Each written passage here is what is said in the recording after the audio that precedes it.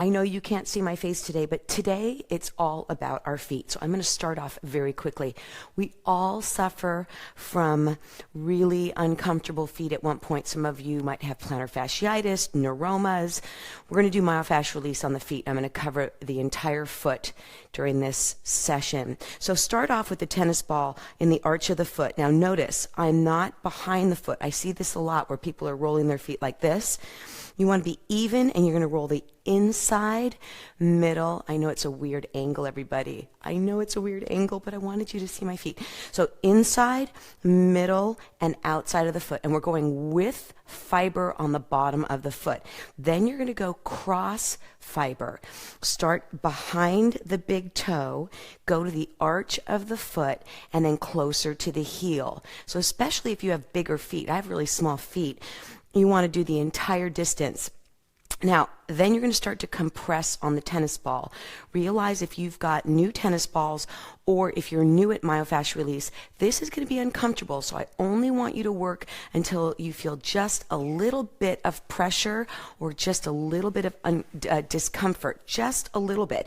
Now, if you feel like you can go deeper, you're going to screw that tennis ball into the ground, and that is going to open up the fascia. You know, reflexology is 5,000 years old, and there's a lot of science behind the connection of feet and body, and it's a tell. If there's a lot of places in my body that are tender, my feet usually are tender as well. So the screw into the ground. Then you're going to take the ball out to the side in the widest position possible, and you're going to pulse. Big toe, heel. I know my legs look really funky in this position, but you're going to get a great view of what I'm doing. So big toe, the big toe and the toes are pointing forward. You're compressing the ankle. Notice my ankle press, and then heel. And now we're doing the entire fascia of the foot and the muscles of the foot. So that's a great way to approach that. Then you're going to focus on just placing the ball in the arch of the foot, and we're just going to do direct pressure, which is going to be a held position in the widest stance possible. And you're going to notice that you're going to build.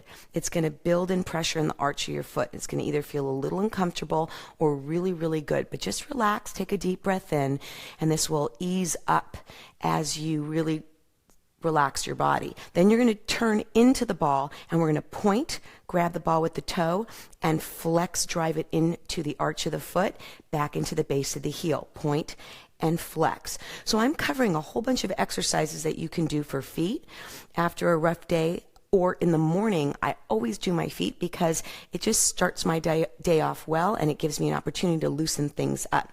So once you've done the flex and the point, you can do some compression work. So there's a lot of different techniques you can do with fiber, cross fiber, compressions. I'm going to turn away from the foot. Now this is just a calf stretch, but a great calf stretch because it's taking it beyond the ball and you're elongating it. Then I'm going to do a little dynamic work here. Just a little dynamic work because the calves and Achilles can use a little dynamic release. Then I'm going to tuck it in, put the heel down on the ground, and then straighten the knee. You might have to bring your feet closer together if you're not able to do this, but go ahead and find a spot that you can maintain. And if you want, you can bend all the way to the ground and maintain this stretch. This is a fantastic stretch for the calf.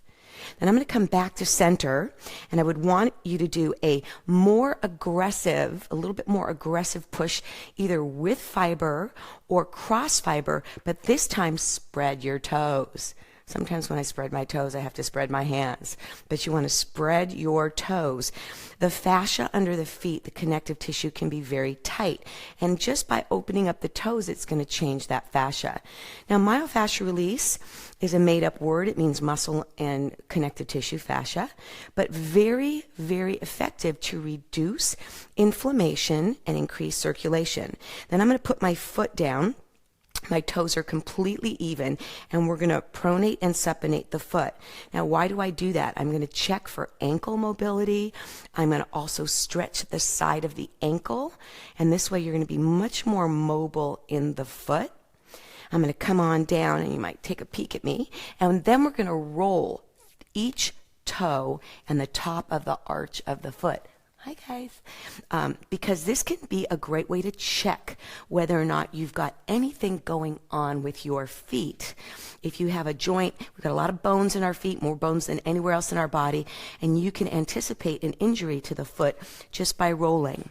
And the last one I'm going to do today, I'm going to kind of scooch under here, is from the ankle bone to the heel bone to the big toe.